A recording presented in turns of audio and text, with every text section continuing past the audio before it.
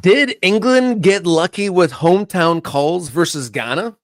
Is there life for pro soccer in New Orleans?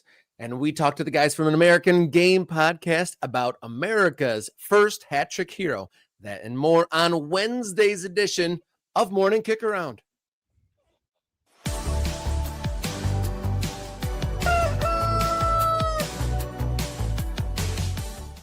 Hello and welcome to the show that dots the ever-changing American soccer landscape. Morning Kick Around. My name, Robert Kerr, local soccer guy, and to my side, radio soccer guy, Jason Davis.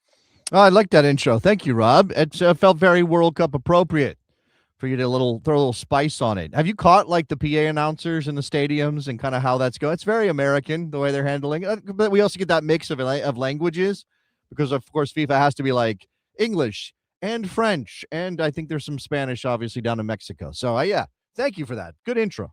That's my favorite job amongst all the various jobs I've done at local soccer games. I actually, my first love is play-by-play commentary, but PA announcing in a stadium is really fun. And a lot of the time you can just go all out, take it to 11 with the names and the welcomes. It's so much fun to get it big. And today, big show, got good guests at the top of the hour from an American Game. We're going to talk about America's first hat trick hero. And if this is the best American performance since 1930, we've heard a lot about that game, also against Paraguay. So some poetry in our game. There's crumbs of a story about pro soccer in New Orleans, maybe, sort of, kind of. But there's a whole lot of World Cup today, the first day of the third game for the World Cup groups. So we're going to get 3 windows of group stage finales. But we should pause for a minute and talk about everything that's happened since we were last on the show, because plenty has happened indeed. Yes, right. There's a lot of World Cup to digest, and Our more plate World is Cup. full. Our plate is full, right? Yeah. Where have you seen Wreck-It Ralph Breaks the Internet? Have you seen that movie, Rob? I actually have seen that. Do you know the whole bunny thing? The bunny and there's like bunny and maybe a cat or something. I don't remember the 2 animals. And it's like a little game. And at the end of the movie, if you sit through the credits, you can see that Ralph wants to play this game where you feed the bunny the pancakes and you feed the other one, I don't know, something else. And there's so many pancakes that Wreck-It Ralph keeps feeding the bunny, and eventually the bunny explodes. You don't know this part of the movie? Yeah, I vaguely remember it. There's wrecking of the internet, so overloading things sounds appropriate to the theme. We're that bunny. We're gorging on the pancakes today and right now in this World Cup. And man, we've trained for this, people. Let's go. 6 games today. Now they're 3 different time slots, so we're not having to watch 6 games all in a row. But it is a lot of soccer to consume, and I'm interested in talking about what we've witnessed recently. Should we shout out to our ultras this morning? Most definitely. Let's go. We have a contribution. Jeff, number 1, we do have a contribution from an ultra. Is that what you're saying? Yes. Yeah. Jeff is number 1 on the board as always. Shout out to my guy Jeff. A homeless shoe is here. Matt, that's who you're talking about, made our contribution. Shout out to Matt. We'll get to that in a minute. Bill, Armando. Morning to Armando. Morning to Chris. Good morning to Dwayne. Good morning to Kate. Good morning to Arribas Lativas. What's up, Que Hubo Shakumaku? Good morning to... Do we have a translation on that? I don't know Shakumaku. I do know Que Hubo is basically what's up. Tulsa Mario. Buen dia, Tulsa Mario. We've got Arribas. Oh, he's in there too. Shout out to Bill and his our unbeaten Peoria City. There you go. Some love for the local teams. And then Sluggo is here as well. I'm sure I'm going to miss... Oh, Tim's here this morning. Shout out to Tim. Good stuff there. All right. For now, that's okay. Oh, there we go. Arribas La Chivas. It is Iraqi Arabic for what's up. All right. We're in a what's up kind of move. Que tal? Que hubo? Shakumaku. Let's go. I'm loving all of that. And if you want to support the show and become an MK Ultra, there's a button right under this window here on YouTube. You can become a member of the show. $3.99 a month gets you priority comments on screen during these live episodes, plus plenty of bonus content and access to the Morning Kick Around Discord server, which has great conversations from local stuff We get to talk USL2 and all the local leagues in there, all the way up MLS, USL, and lots of World Cup conversation as well. There's even members starting or have started their own clubs, and plenty of kit talk, which I also really like dipping into. But you can also support the show. Just hit a thumbs up, like, or share it, or tell a friend about Morning Kick Round as we dot the map across the United States as we are in this period of expansion and growth. All right, we're ready for today's show, you think? I think we're ready. Let's go, Rob. Let's jump off. Let's get into it. Wednesday's edition of Morning Kick Round is go.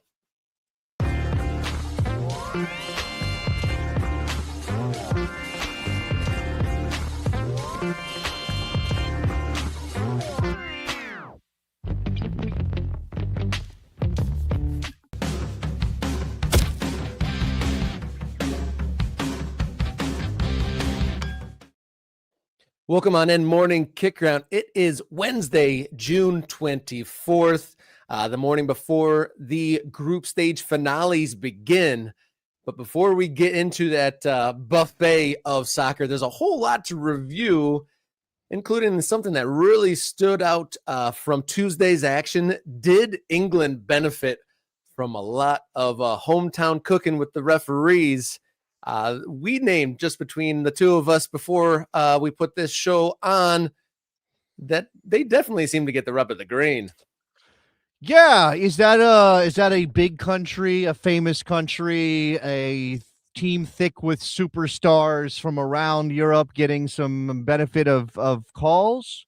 Rob, I don't know. I mean, I don't want to. I'd prefer not to jump to that conclusion. I don't like to be overly critical of referees because it's a hard job, right? It is a job that requires you, to make split-second decisions. Yes. What do those referees that have to make split-second decisions have the benefit of now in this modern world? Replay. They have the benefit of replay, Rob.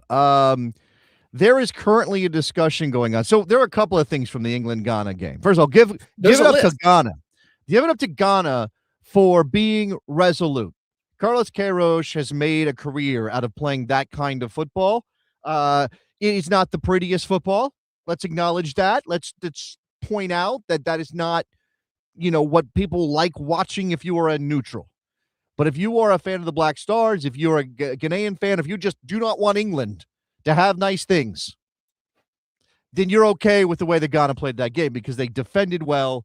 They prevented England from finding any joy in that match. Now, you could blame that on Thomas Tuchel not having wingers that could actually do anything good, and Aaron Gordon and Nani Madueke, which is the discussion in England. But there's this other thing, which is beyond, okay, split-second decision. Did Jordan Pickford commit a red foul infraction when he came out on Presidio? Did Konsa commit a foul that should have been called? Those things are now. Look, I'm that with you. One was insane to me. That the Konsa one's insane. But those are sort of in the run of the game. You can argue they're 50-50, 60-40 if you want. Was Pickford really committing a foul, or did Adu throw himself into Pickford? Nobody touched the ball. I talked to former England international Wes Brown on the show, the radio show I did yesterday when I was working, and we asked Wes Brown, was it a foul on Pickford? He said, no one touched the ball.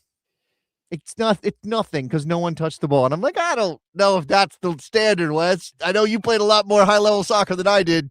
Seems odd. Okay, anyway, there is the other moment, right? The red card for covering your mouth, that rule that has been introduced for this World Cup off the back of what happened in the Champions League between Benfica and Real Madrid. You remember this high-profile moment, Prestiani covering his mouth while saying something to Vinicius Jr. He gets, there's all this fallout from that. And FIFA said, okay, you can't cover your mouth. Now, Miguel Almiron has already been sent off for Paraguay in the match against Turkey for covering his mouth.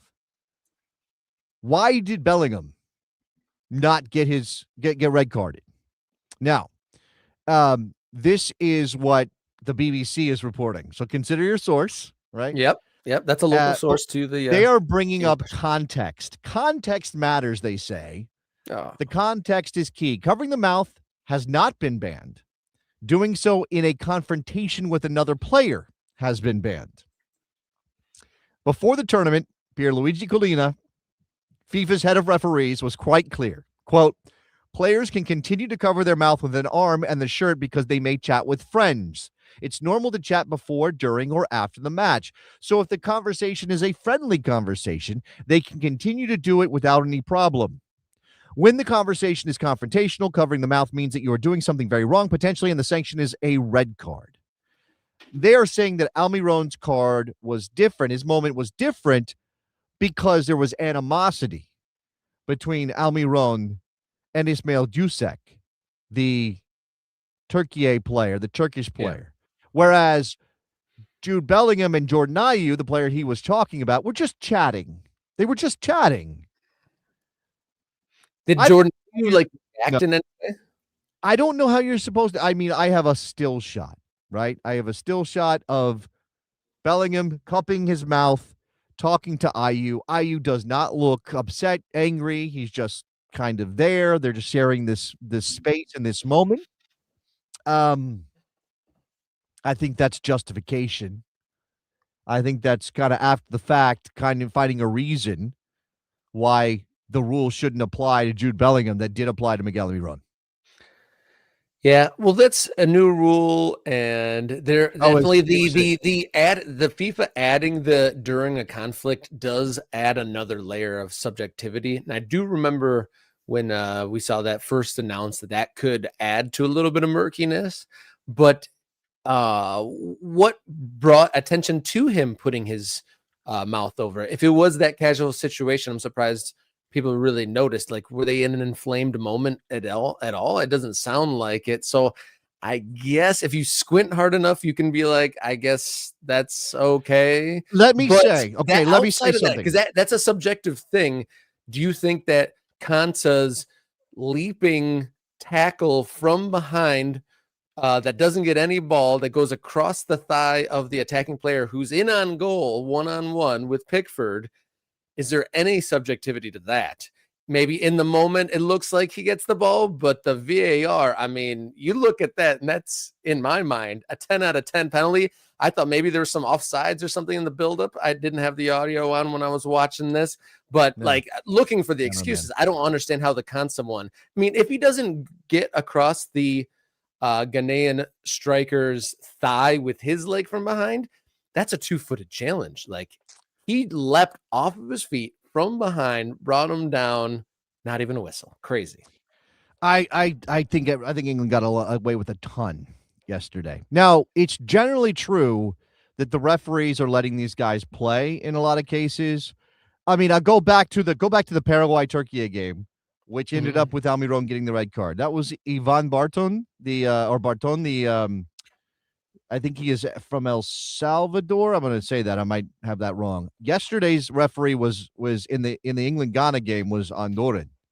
So CONCACAF referees have made their presence known. Now, I also think Tori Penso did an incredible job in this tournament. So it's not all CONCACAF referees, but there is this seems to be this thing, especially those Central American referees, which Central American football is a little bit more rough and tumble. Sure. Right? South American football is a little bit more rough and tumble than I think the Europeans are used to. So how much of that is down to just a cultural difference in how things are refereed in those places, and you bring that to the World Cup? And we accept different playing styles, all kinds of different things culturally. Should we accept different refereeing styles? I don't know. Again, after the fact justification of Jude Bellingham breaking the rule. And this is what I'll say about what Collina said. And I'm disappointed, to be honest with you, in Pierluigi Collina, who is one of the most celebrated referees this game has ever had. Why on earth are you going to put in a rule that allows for that much gray area? Like, you either have to say covering your mouth period is a red card, or it's not a red card, and we're not putting that rule in, because you can't put it on a referee to decide, like, oh, it's a friendly moment, there was nothing that led up to this, I don't see any heated stuff. But if somebody throws a slur out covering their mouth, that should still be a red card, right? And if the referee doesn't hear it, how is he supposed to know whether it was said in friendly banter or in the heat of the moment? They don't know. Talking trash does not have to require a heated moment building up, or a tough challenge beforehand, that before the mouth covering happens. It kind of has to be an absolute rule, or not a rule at all, doesn't it?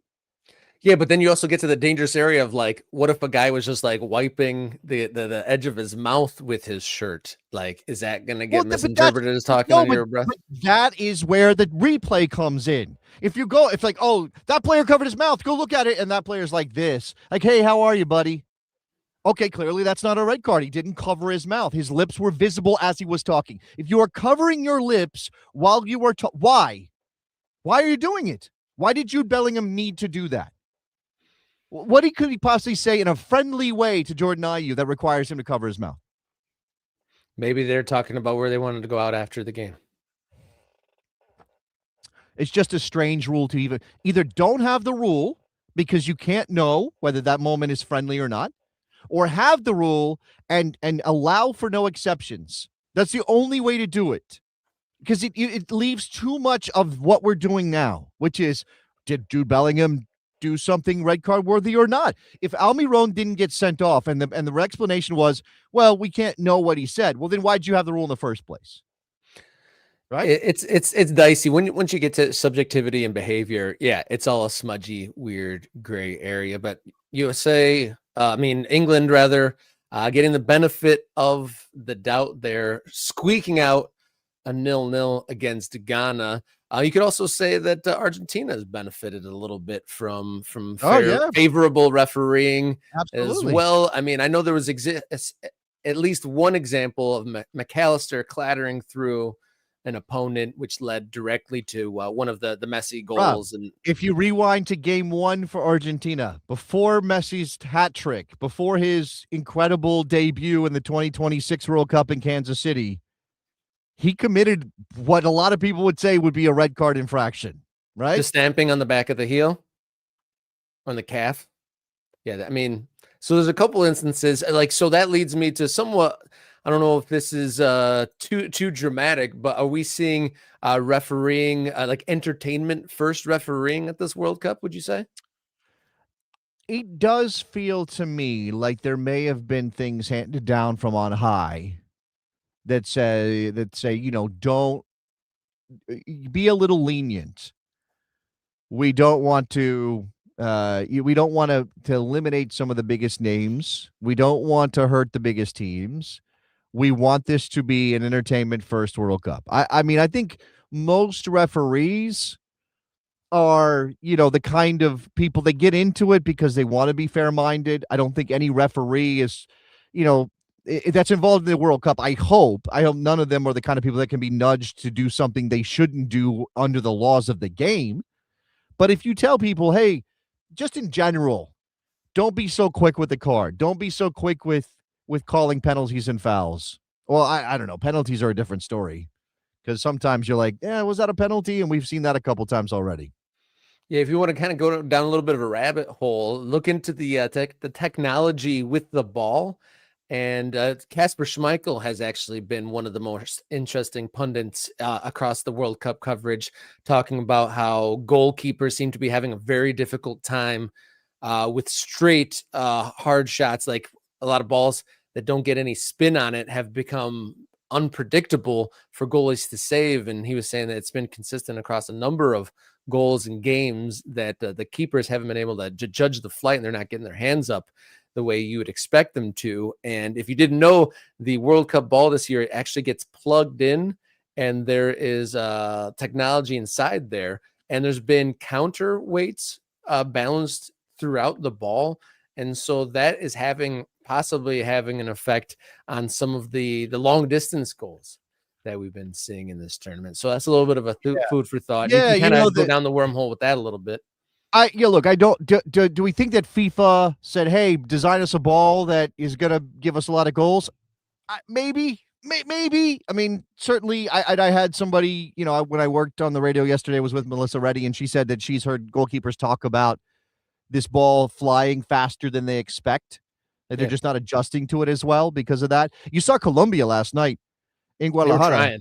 take about 16, 20 shots from 25 yards, 30 yards out. It seemed like they kind of thought, hey, this ball is going to give us an advantage here. Now, ultimately, the DR Congo goalkeeper was up to the task for the most part, although, the ultimately Colombia did find their goal and end up winning the game. But yeah, that seems to be part of the story as well, that the ball is, very much like the Jabulani back in 2010. There seems to be something to it. Yeah, the old Jabulani did come to mind, especially last night with all the very deliberate long shot attempts. James, I think, had half a dozen himself attempts last night. But looking forward now to today's action, three different groups have their third games today. Groups B, C, and A all playing this afternoon. The game windows are at 3 p.m. Eastern, 6 and 9. Adjust accordingly where you're watching. But 6 games, an absolute buffet for us, starting off with Switzerland, Canada, and Bosnia-Herzegovina versus Qatar. Group B starting us off at 3. I'm curious how Canada follows up on that record-breaking win they had in their second game. Yeah, a massive game for Canada. Massive game because they want to win the group, right? They want to do what the United States and Mexico have already done, and they want to win the group. And obviously, they opened up with a frustrating draw against Bosnia and Herzegovina, so they've got something to prove. Switzerland is the other best team in the group, although they haven't impressed, right? Switzerland hasn't looked great. They had the draw against Qatar to open, and they did score 4 against Bosnia, but I'm not sure I thought of that as some sort of overwhelming performance. They had 3 of those goals in that 4-1 win over Bosnia-Herzegovina came after the 84th minute, and there was an 80th minute red card to Bosnia-Herzegovina that kind of opened up the door for them to go get those extra goals. But Switzerland is a tough team, and they usually show up on the big stage and at least make it difficult for their opponent. I'll also point out that Jesse Marsh has said that Alphonso Davies will be available, but will not start because we've been waiting for his home World Cup debut. So will he get off the bench and play a role for Canada today? Of course, Canada had the 6-0 over Qatar. Really hard to know how to feel about that as a performance by the Canadians because of the red cards for Qatar, because of the Ishmael Kone broken leg, all of those things. Kyle Larin gets a goal to get them started. That happened before all the nonsense. And then I think Jonathan David actually put them up 2-0. And he, of course, got a hat trick on the day. So Canada feeling good about themselves, but a tough task today in Vancouver against Switzerland. Yeah, and then the second window of games at 6 o'clock in Morocco, Haiti, Scotland, Brazil. And there was a comment that referenced that earlier that the Dubliner closed shop for the English as the Scotland moves south to Miami as they've been ahead of this World Cup. I will also point out, sorry, just to go back to Group B for a second, because it was said in the chat, the Bosnia-Qatar game may affect the U.S. round of 32. And right now, if you take a look, and I grabbed this graphic from the website WC26matrix.com, which has the percentage chance of matches in the bracket for the knockout phase. Right now, Bosnia-Herzegovina has a 44.6% chance of being the third place team out of Group B, and they would face the United States in the round of 32. So that's what PSU to DCU means when he says the Bosnia-Qatar game, because Qatar could be the other team, right? It looks very much like it could either be Bosnia or Qatar the United States faces, depending on that result. Continue, Rob. Yeah, you got to favor Bosnia in that game, of course. I mean, Qatar already not one of the strongest teams in the tournament. Plus, how many players are they going to have suspended? At least 2. I think there's 2. I don't know if they have any yellow card suspensions as well, but they definitely have the 2 red cards from the match against Canada. Yeah, Scotland, Brazil. Scotland, do they still have some life in them? They got the 3 points, and so they're right there in the mix. Do they stand a chance against Brazil today? hard to I know. don't know. I have said this earlier in the tournament. Whether or not Brazil is good is up there with is there a God for the toughest questions human beings face. They looked fine, right? In the last outing for Brazil, right? They looked good. They scored goals against Haiti, but it's Haiti, and so you can't really judge them on that performance. And of course, they opened up with against Morocco, who is no slouch. No. So I think Brazil is pretty good. I definitely think they are a little bit open, and yet, if you're Scotland, can you risk pushing numbers forward at all in this game? Because a draw does Scotland, right? If Scotland gets a draw, more than likely they're through to the round of 32. So this is about keeping your World Cup alive. If you are Scotland, I mean, it's their goal difference right now is 0 because they had the 1-0 over Haiti and the 0-1 versus Morocco. So I think they would probably have to do a little bit. Well, right now they're in second in the third place standings is Scotland. And if they get 4 points, so Sweden, Croatia, Algeria, Paraguay, Cabo Verde, Belgium, Czechia, they're all in the mix. It's in terms of the final game, what they can get out of it. 4 points get you through for sure. So Scotland will be playing for a draw today. And then the finale of our smorgasbord here on Wednesday, Group A finale, South Africa versus South Korea. Who will be the king of the South? Czechia versus Mexico. Mexico's already been through. But South Africa trying to get a shred of glory here, maybe? Czechia has something to play for, which is interesting because Mexico doesn't, right? Mexico's already assured of first place in the group. And I've seen that Memo Ochoa is going to start that game for Mexico. So that is Javier Aguirre making some choices, right? Like the same way we expect choices to be made by Mauricio Pochettino on Thursday for the United States. That's tomorrow. We are going to see whoever Javier Aguirre decides to maybe, mix in an Obed Vargas, the young player from Alaska. We've already seen Brian Gutierrez play plenty. There will be some other players who maybe haven't been featured. The kid from Tijuana, whose name is Gilberto Mora, the 17-year-old, will probably play in this game. So that's one format problem you have here a little bit. Now, it's not Mexico's fault that they've won the group and they can do this, but Czechia may benefit from that. Czechia right now in third on their 1 point. They're above South Africa on goal difference for third place. Yeah. 4 points, like I said, gets you in, more than likely gets you into the round of 32. It's almost a certainty. So Czechia is playing for a win today in Mexico City. Meanwhile, South Africa also has belief, and they've got South Korea, who I think is a much better team than them. Obviously, South Korea, a point does them. They know they can't win the group. So for South Korea, play for the draw. So there is a little bit of like, how do you approach the game for these teams? Yeah, we are kind of reaching like the sticky period of this new format. And Group 3, the third games in the group stage can be a little funky anyway, with some teams through or some teams already being out. But this round of games, thankfully, it'll go quick with playing 3 groups at the same day. But this is going to be like kind of like a little bit of a dip in intensity, just like we didn't really talk about it. But tomorrow's United States men's national team game, like what the heck do they do as far as sitting or twisting or playing for familiarity?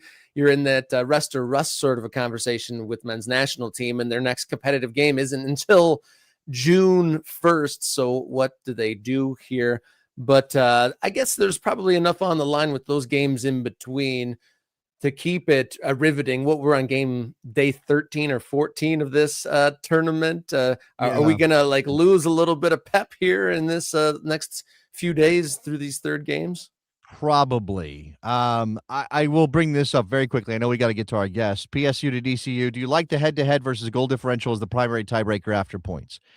I'll admit that I hadn't put a ton of thought into it. It just kind of was what it was. But I read Jonathan Wilson, the preeminent writer on a number of things. The guy who wrote Inverting the Pyramid. Everybody's read that book, right?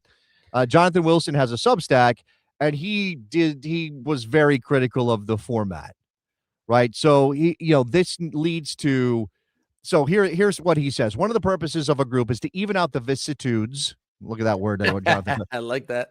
The vicissitudes, of individual games. You have a player injured for one game, You suffer an outrageous own goal, a clear penalty is denied you, at least you have 2 other opportunities to put it right. All games count equally. Except suddenly, if there's head-to-head, they don't. The game against the team with whom you finish level matters more. This is not rational. But worse, in the majority of cases, a team winning its first 2 games knows it will top the group, and a team losing its first 2 games knows it will finish bottom, whatever happens in the third game. Beating South Korea meant Mexico were not merely top, but top, and guaranteed to stay at the Azteca to play a best third-place side. Beating Australia guaranteed the USA a top spot in a game against a best third-place side. Germany the same. Turkey, Haiti, Tunisia were all out after 2 defeats. So again, he's pointing out that you end up with dead rubbers because of this format. Right? It shouldn't be that the U.S. game means nothing. It shouldn't be that for Mexico that game means nothing. It should be that these games still have some juice, and it forces you to play what a tournament is supposed to be, which is a test. It's supposed to be a test through every match you play. And while I can be a biased fan and think it's great that the United States doesn't have to push too hard against Turkey in this third match, I don't love it from a neutral's perspective that we've got these games that don't matter. Yeah, and there's definitely some points of consternation there, and I can't disagree with that assertment rather. But unfortunate, like our commenter said, Jordan already eliminated due to this, so that's unfortunate. But the goal difference always seemed like plenty enough a good tiebreaker that I don't really necessarily see the reason to add additional dead rubbers to the mix. We have our guests waiting in the wings, but while we get them all set up, I want to let you guys know that you can support the show. Give us a like, give us a share, or tell a friend who is digging into the World Cup or likes American soccer in general. We are detailing the expansion boom of American soccer here. We are dotting the landscape of American soccer. Jason and I and the MK Ultras $3.99 a month gets you access to on-screen commenting during these live shows, bonus content for the members, and access to the Morning Kick Around Discord server. A great community is budding and growing from there. So come right back and talk to the guys from an American Game podcast about the best performances for the men's team since 1930 when we come back here on Morning Kick Around.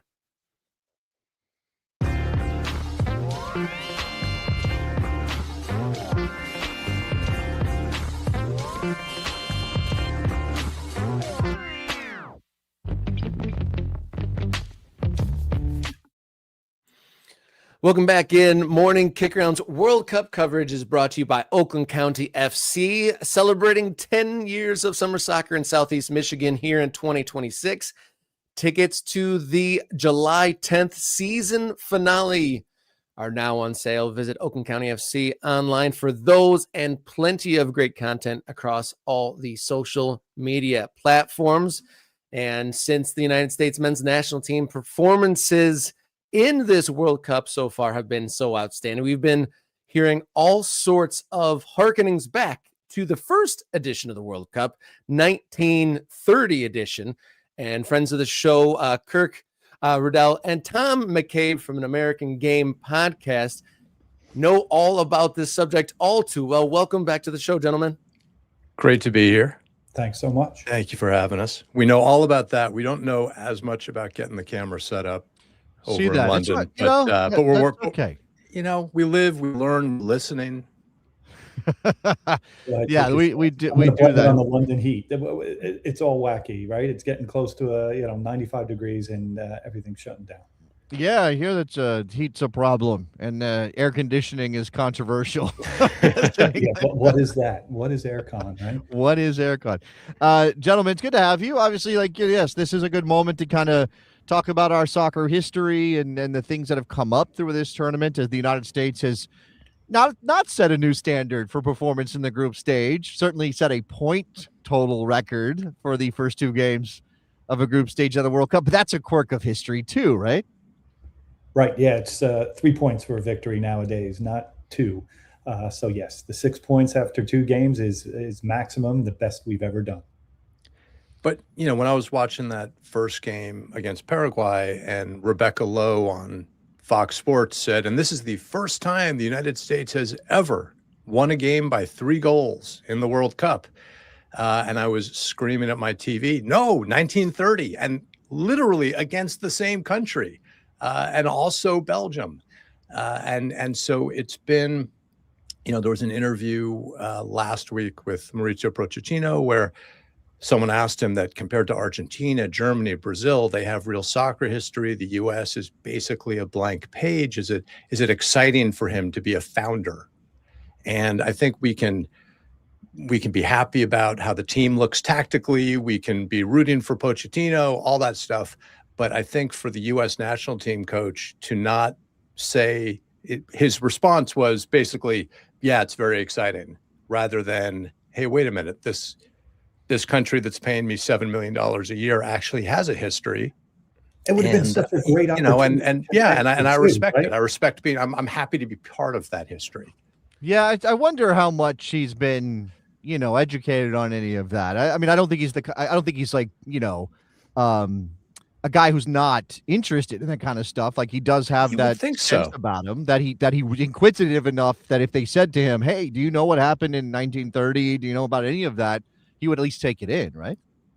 You would think so. And look, we love the team that's out there right now, which is a really diverse team. And 6 guys on this team right now were born outside of the country. I think more than half of the people on the roster right now have dual citizenship, which I hadn't realized. Matt Turner has a Lithuanian passport through his great-grandparents, right? I remember that, yeah. The 1930 team was similarly diverse. There were so many guys on that team with Scottish accents that in the first game against Belgium, the Belgian players complained to the ref that these couldn't be Americans they were playing against, and wanted everybody's passports checked. One of the U.S. players, James Brown, whose grandson is a good friend of Tom's and a historian and a friend of ours, he got his citizenship taken care of on the steamship down to Uruguay for that World Cup. So, again, sort of interesting historical parallels between one national team and another. I maybe wrote about this a little bit, or have thought about it and talked about it. I've said a lot of words and wrote a lot of words during this tournament already. And I definitely think that that's an interesting link, right? That and rather than have it be this thing that you use as a cudgel against the 30 team or the 1950 team, because I know England, the response to the England win was the same thing. Oh, these aren't Americans. These are these are guys who came over from England or Scotland, whatever. Who's that Haitian guy who scored on us, right? I don't know that they rated Haitian football. Right. Who knows about that with Bill Geichens? But that thing of, yes, we are like, this team now is such a reflection of what America is for me. And this has also been a theme of this tournament, guys, that, you've seen. My friend Will Bunch, who writes for the Philadelphia Inquirer, has taken this on as something that, in this moment where a lot of people might see this as a little uncomfortable with celebrating 250 years of independence and everything else, we have this World Cup that is an expression of what makes America wonderful, and that's the diversity of the nation and the people that are going out to watch the games and support these teams, but also our national team, which represents that diversity and the idea that if you come here and you want to be American, you can be American. Yeah, but 100%, and that's the same bell we've been ringing. I love Will Bunch and love what you guys have been doing. And we've also been saying it's an immigrant game. We're a country of immigrants, and we celebrate. This is a celebration. Every wave that comes to the U.S., right? They bring their dreams here, and they've brought their passion for the game, their version of the game. And so we do have this incredible melting pot of soccer in this country. We are a soccer nation. And so watching the team right now, it's not just great on its own, but yes, it's sort of in a line of history that we've had and a celebration of what's been built over 150 years, but certainly going back to that first World Cup in 1930, where we didn't have the training camp at Great Park in Orange County, but the guys did do calisthenics on a steamship for a couple of weeks while traveling with the Mexican team. So again, you look at like all the sort of the sort of government animosity with Mexico now. Back then, they were hopping on a freighter on a steamship with us, and the guys were partying and hanging out and going down a couple weeks and trying to do their exercises. And then the U.S. got set up.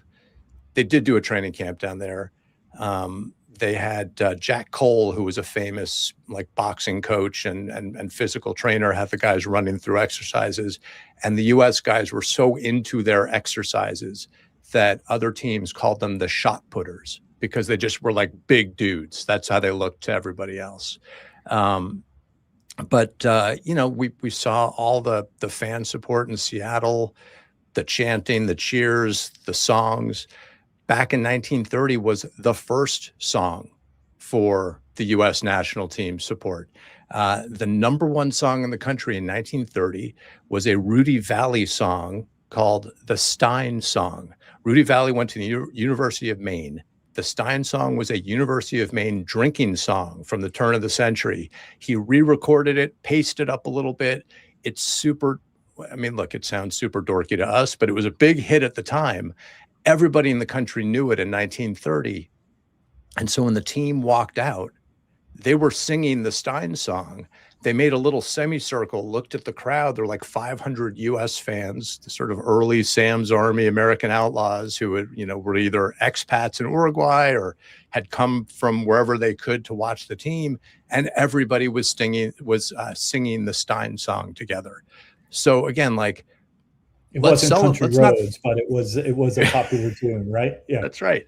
And that's it. So that doesn't, take anything away from what happened up in Seattle and what's happening in LA and the great support for the team. But I think for us, let's also appreciate we've got a history with this, and, and that's kind of cool. I think that might be a call to action for supporters going to this next set of U.S. men's national team games. Like, let's bring back the Stein Song. Let's remember our roots. And be careful what you wish for with that one. Fair enough. Maybe we should do it. Maybe we should sample it in something else. Perfect.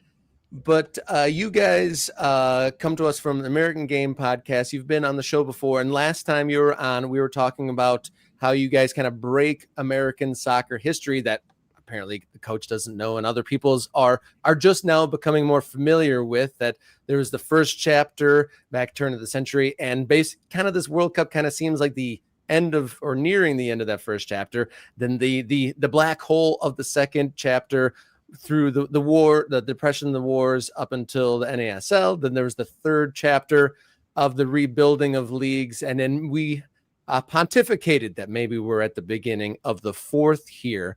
But you guys have detailed that original chapter that when soccer was in the forefront and in the immigrant community, and really wanted you guys to detail. You have a whole episode on 1930.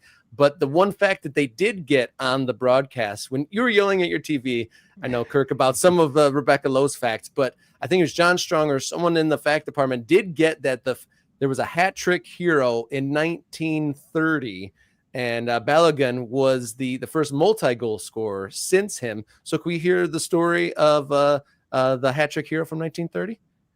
Yeah, so we call this character Bert, right? So Bert Pattenout from Fall River, Massachusetts, French Canadian. Family comes down to work in the mills, a very common story. And there's this great, story, maybe mythical, where he's a delivery boy. And he plays some soccer with some local guys. Instead of making the delivery, by the time he gets back to the grocery store, he's fired, right? So, but it all ended, well, and with this contested hat trick. Right, it took 76 years for FIFA to recognize this hat trick, right? So even though he said he scored the 3 goals, his teammates, the officials, it took 76 years for this. There's a good article in The Athletic of a couple days ago detailing how his grandson, how to find this out in the New York Times. And again, it's the work of the historian, Colin Jost, finds this out in the archives, puts together a dossier, and sends it to FIFA. And FIFA says, we'll look into it. He didn't think anything would happen, but sure enough, retroactively, Bert Pattenout is the first scorer of a hat trick in World Cup history. And we also have the first shutout in World Cup history, right? Jimmy Douglas in that 3-0 game. in 1930 records the first shutout. So we have those two in our history books. And just one word on Poch. He should know, right? He's going to know about the 1930 World Cup, right? From growing up in Argentina, right? They're going to know they get to the final, right? And I wonder if you asked him directly, one of these reporters out here asked him, did you know the United States played in 1930? He probably does now. But before the tournament, maybe not. Yeah. I'll and also say, Burt Patnaud, great scorer for the U.S., great player of his day. No nickname at all. We had guys back then. There were literally two guys who were the Babe Ruth of U.S. soccer. Burt Patnaud was just Burt. But the U.S. team that went to that first World Cup was missing, as great as Burt was, missing maybe its two best strikers. Davy Brown was injured, and Archie Stark, one of those Babe Ruths of American soccer, a Scottish immigrant who may have been the greatest player of certainly the first half of U.S. soccer history. He was opening like a car dealership with his brother-in-law. Or was it a repair shop, Tom? Yeah, it's one of those. Yes, it's an And automotive lost the history industry. somewhere. And at the time, the World Cup was new. No one knew it was going to be a big deal. All they knew was they were going to be away for a couple of months. I mean, you got to take the steamship down.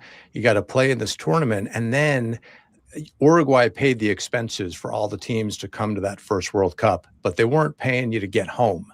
So the U.S. team had to play a bunch of friendlies, making their way back across Brazil and Uruguay before getting on the steamship home, just to make money to get back and make up for all the lost income. And so Archie Stark said, well, I mean, I'm opening this new business. How long am I going to be gone? 3 months? No, thanks. So the U.S. did really well in its first World Cup.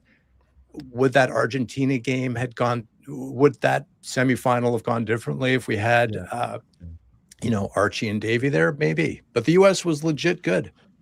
Yeah. But and Argentina just mauled us in that semifinal game, right? In the first 5 minutes, they take out the keeper, right? He's on one leg.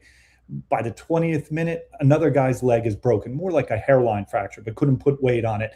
And then in the second half, Ralph Tracy, takes a shot in the mouth, big cut, 4 teeth missing. So it just wasn't refereed properly, right? So it was almost like the South American side were like, you're going to get to the final. And we were only losing 1-0 at half. It ended up 6-1, but we were basically like 11 Argentines who were very good against like 9.5 of our guys. Yeah, that thing where the game has dramatically changed and how it's played makes it tough, to kind of connect, what we perceive to be how soccer is played versus maybe how it was played back then, especially, again, like, for Argentina being very close to home soil and maybe there being a bit of a bias baked in, and that was just the way it was, I guess. I mean, Nigel de Jong would have thrived in 1930. There you go. There's a few who are, who could have done it. And the Argentine kind of enforcer was called Double Wide. So, that was his nickname. Yeah. Wow. And 4 years later, he was playing for Italy because Italy was hosting the next World Cup and got a bunch of ringers, including some guys from that Argentinian team. Yeah, that's also another thing, right? You guys talked, you talk about the Scottish influence on the U.S. team. There weren't hard and fast rules about eligibility back then either. I mean, I know Alfredo Di Stefano played for like 3 different countries internationally. And I think Joe Gagens never technically became an American citizen, I believe, right? He never quit. So, yeah. The goal still counts today, right? I mean, you have players who can play for 4 different national teams, right? Just because of, the how small the world's gotten, how many affiliations, people have in their families. So, But again, and just circling back to the parallels, those Scottish players who had come to the U.S., their families had come to work in the mills. They chose to represent the United States. They were proud to represent the United States. And I think isn't that the U.S. story, no less than Serginho Dest and Fuller and Balogun and, people who could be eligible for other countries and have chosen. No, I aspire to a United States that,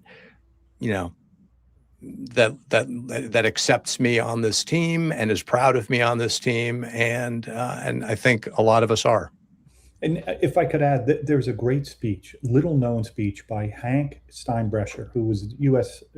General Secretary of U.S. Soccer, and he Yeah. gives it before the 1994 World Cup as they're planning, and it's E pluribus unum. That's the name of the speech. From many, one, and he's making the parallels to soccer. Right? There's only one ball. We've got to share it. There's only one event, this World Cup, and from all these different backgrounds, all these different traditions, we've got to find a way to put on a successful World Cup and have a successful team. And I think that's very much the same story today, right? From many, one, and we're out of the group. We need to win some knockout games and see where this thing goes.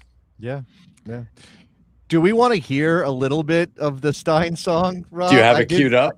I did get it ready. This is the first time I've ever heard it. You guys ready? Hit it. It's not. Oh, the volume need to be up. Here we go.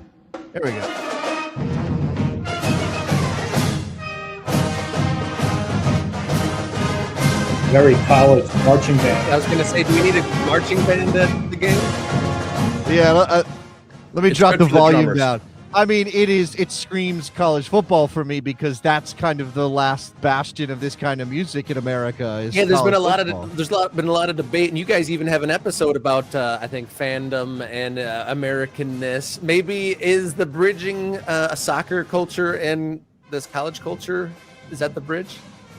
Well, Tony Reali was talking about this the other day. I saw something on social media, right? He was like, instead of copying, Europeans and South Americans, look to the college spectacle, right? That we've had hundreds of years of the music, the marching band, the tailgating. So he saw the parallels between what was going on in Seattle to the college campuses.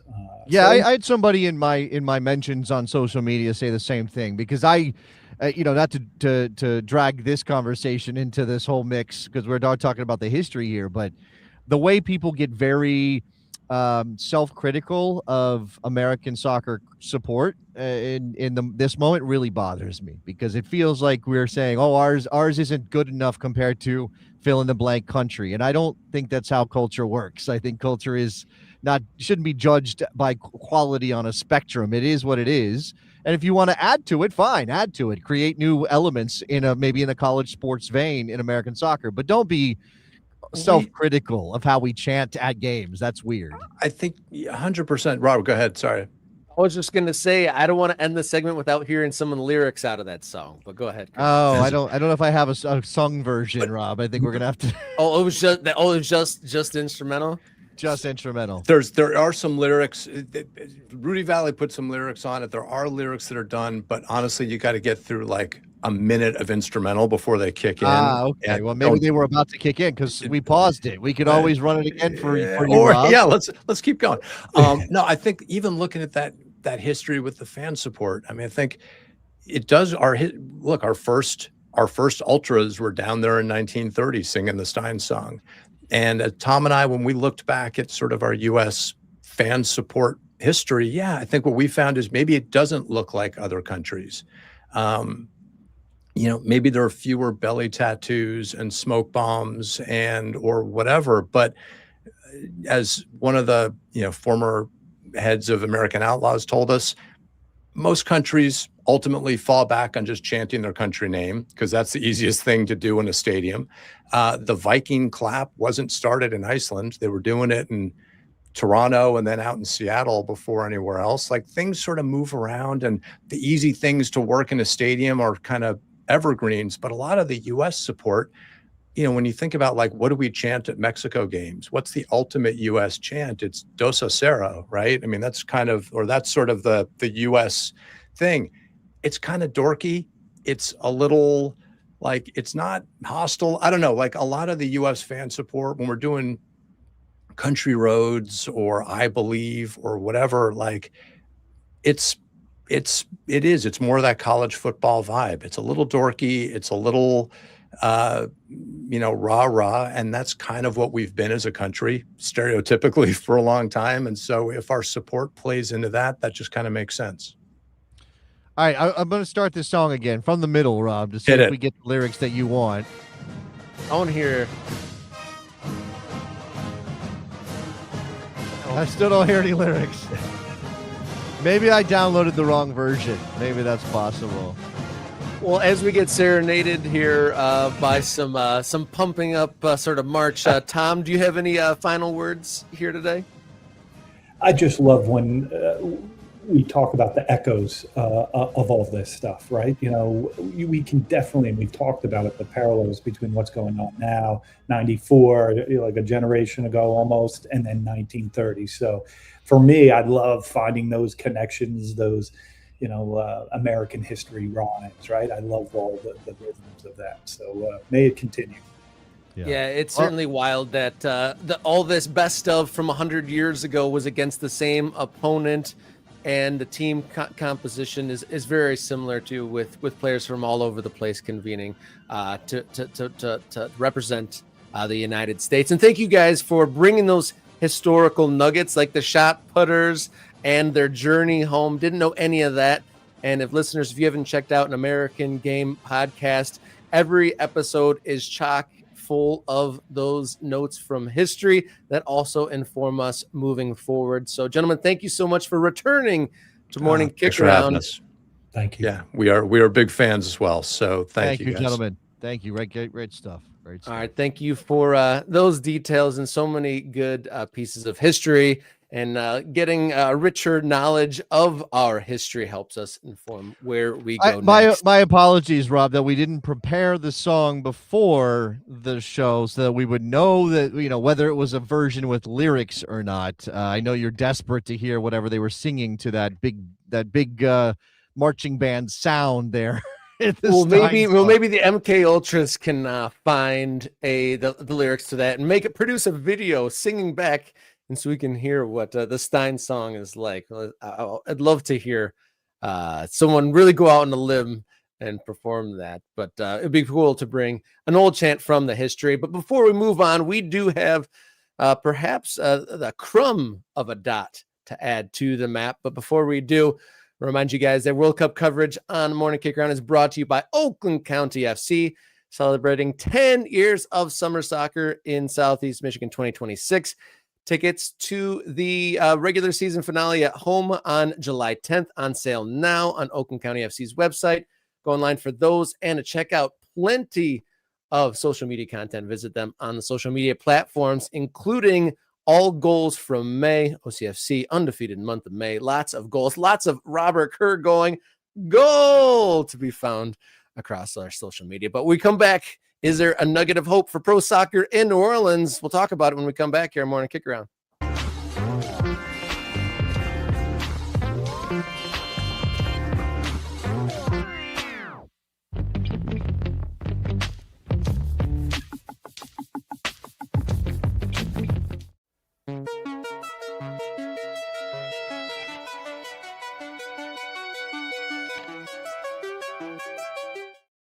Soccer under construction here on Morning Kick Around. Glimmer of hope to perhaps dot the map in New Orleans, Louisiana.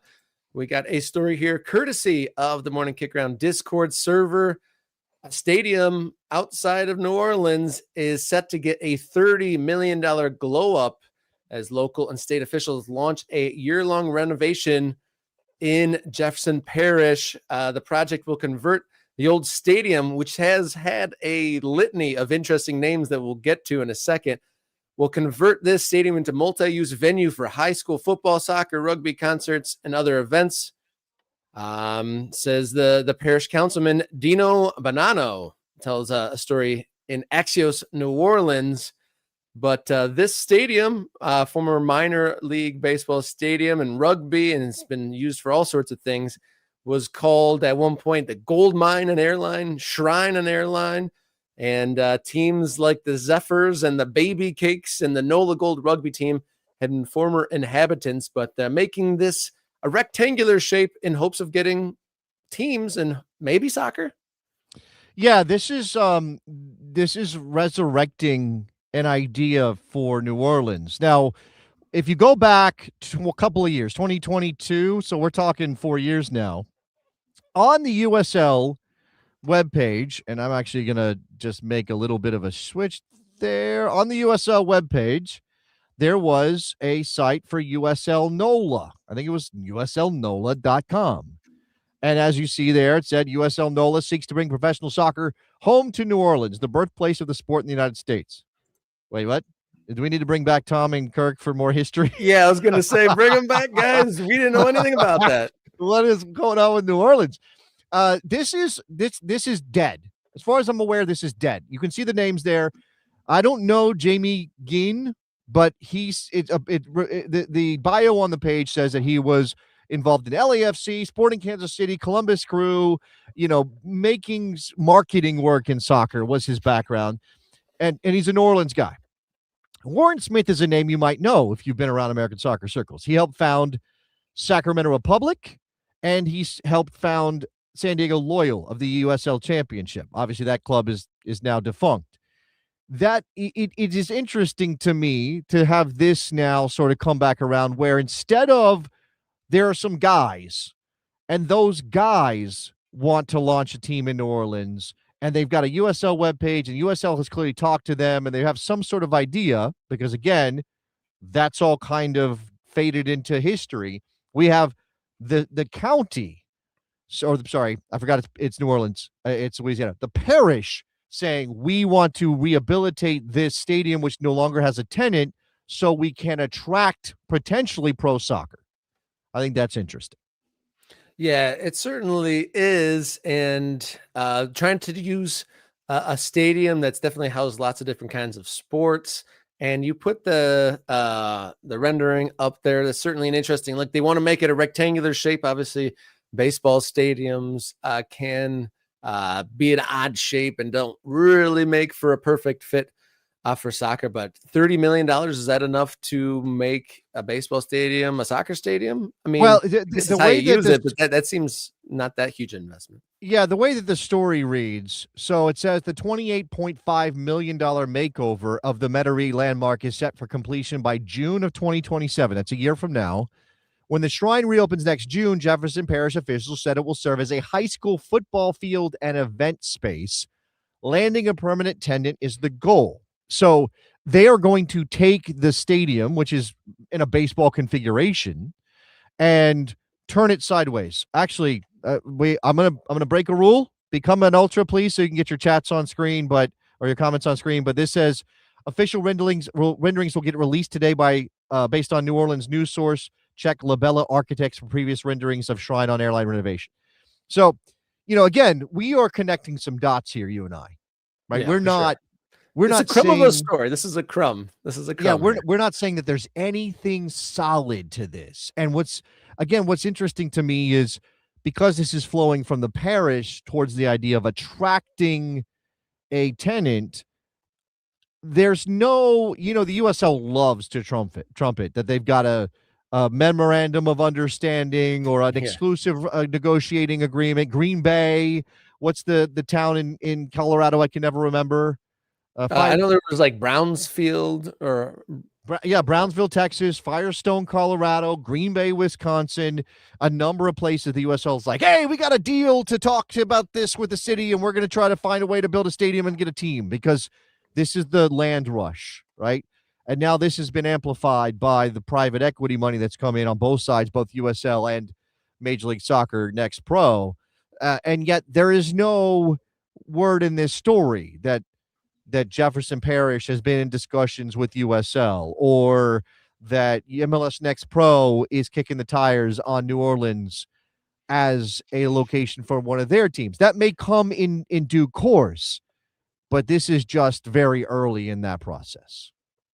It's interesting. In this Axios New Orleans story, they specifically talk about the orientation to rectangular gameplay away from the diamond shape. So at the very least, people will be able to play some soccer there, whether or not they're able to attract a team. I did see one of the comments from the Ultras: forget NOLA, time to elevate Louisiana Crew in Lafayette to the USL League One.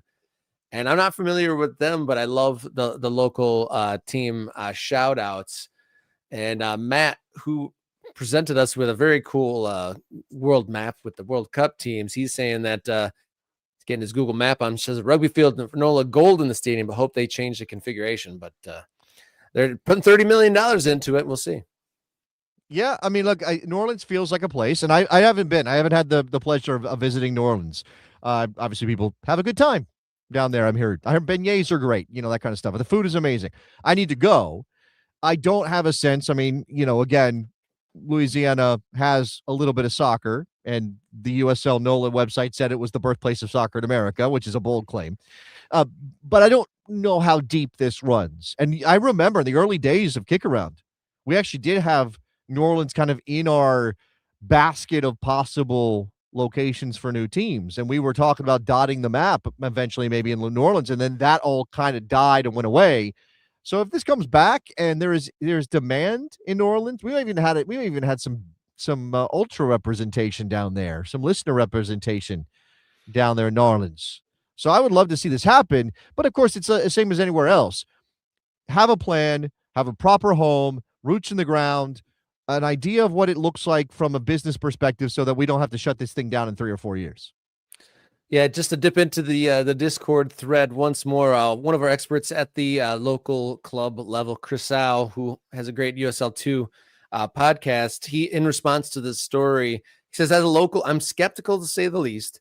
Shrine is so out of the way for so many people. The Zephyrs, I'm not calling them the other name, moved out because they weren't getting the necessary attendance. And a large part of that was because most people in and around New Orleans, it was too much of a hassle to get there. On the other hand, it being in Metairie near Kenner is prime because that area is more Hispanic and can get a culture and support going. So it sounds like there's pros and cons to this location, but there's been a little bit of bubbling with various different lower league teams. We saw that Louisiana team mentioned earlier. There is something kind of bubbling up there, and it seems like there's a need for something. It's almost like the Michigan, it had a lot of soccer interest, but didn't quite come to a pinnacle or a focused thing until DCFC kind of made their way into the professional ranks themselves. Yeah. So do you want to do one more attempt at the Stein song? Our guests on the way out, they put a YouTube link to the song with lyrics, and they gave us a minute stamp, so we could try to give it one more shot to hear the 1930 rallying cry. Rob, I do have a heart out, which I think I mentioned to you a little while ago. How about everyone? That's homework for yourself. If you're curious about 1930, no. Give me a second. I think I can do it, but you're gonna have to give me 1 second. Let me make sure I can do what I need to do here to get this done. We'll come back on some World Cup contributions. We teased what Matt created for us, which we have not had a chance to do today. That will come back around, I promise you, Matt, because he did a very good job of putting together some World Cup background on all of these teams. But let's see here. I'm going to add this to this. Oh, we got something on the stage. I got to move that, and then I got to add this. And I'm going to push the button here, Rob. I think we're going to get sound out of this. Give me a second here to see. Actually, that's not coming through. So let me see. I may need to find a different way of doing that. Okay, give me 1 second. No. I got another way of doing this that will definitely work, but you just got to give me they got to give me a second here, Rob. So let me take that one off the screen for me. Okay, sure. There we go. Now we're okay. Now I'm going to try one more thing. Oops, I clicked the button. Don't want to do that. Try this one. Hold on, give me a second. While you're figuring out, I want to give you the heads up that for those keenly tuned into the channel, a video detailing our trip to Rhode Island is going to be posting soon. So right, we do have that. Detailing our amazing weekend in the Northeast. Okay, let me see if I can make this work. 116, I think. The audio is not coming through, so that is the problem. I can hear it. I can't hear it. Wow. You can, I can't. 116, you say. Okay. I can't hear it. I have no idea where we are in this. So weird that I can't hear it. There we go. Oh, fill the steins to dear old Maine. Shout till the rafters ring. You can't hear this? Cannot hear it. Nope. Have no idea how good this is or how bad this Let is. every loyal Maine man I could just hear it sing. echoing through Drink Levi's Stadium to all now, the happy as the United hours. States Drink win their to the knockout game. careless Okay, we're days. definitely doing the Drink Stein song then. You're Maine that on board with this? alma Call to action, American Outlaws. college Learn of the a University of Maine Stein song highway. immediately. To the trees, to the Okay, sky, I'm actually, to the because spring I'm and its curious glorious now, I'm going to mute happiness, myself to for a the second so I youth, can to hear the it somewhere fire, else. Give me to a the life second. that is moving and calling us, to the A lot of gods, words, though, to to the be fair. fates, to the rulers of men and their destinies, to the lips, That's to a the lot of eyes, lyrics. to the girls who will love us someday. Oh, Bill. Yeah, I don't think that's going to Dear fly, Rob. old I don't Maine. think that's going to fly, Rob. I think we're probably not going to be singing that song in Hey, US Men's you National know, Game. some folks come in for the soccer talk, some come in for a jaunty tune, and we fulfilled that need there. Okay, well, good to know we've all gotten a taste of what the original Stein song was all about. I got to run, Rob. All right, guys, we'll be back on Friday morning, and until then, everybody be safe, be brave, and enjoy your soccer.